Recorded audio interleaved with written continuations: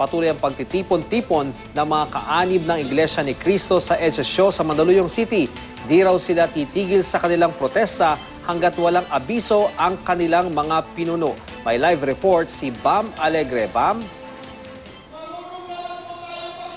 Iyan, makikita ninyo sa aking likuran, mayroong programa, may entablado at may projector. Nangyayari yan ngayon dito sa panulukan ng EDSA Shaw Boulevard sa isang pagtitipon ng Iglesia ni Cristo.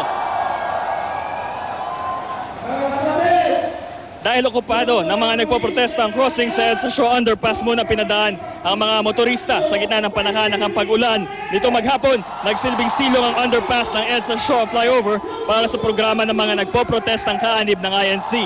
Ang ilang nakausap ng GMA News, hindi pa tiyak kung hanggang kailan daw sila maglalagi sa EDSA. Hihintayin daw nila ang tagubilin ng kanilang mga pinuno. Ayon naman kay Ka Edwil Sabala, tagapagsalita ng INC, matatapos lang ang kanilang assembly kung mismo ang pamunuan ng INC ang magsasabing tapos na ito. Kanina nagkaroon ng pulong sa Camp Crame sa pangunguna ni DILG Secretary Mar Rojas para tugunan ang idudulot na matinding trapiko ng kilos protesta. May permit ang organizers mula sa Mandaluyong City Government para ngayon at bukas pansamantalang isinara ang magkabilang lane ng EDSA Shaw Service Road. Bukas naman sa lahat ng motorista ang east at westbound overpass ng EDSA.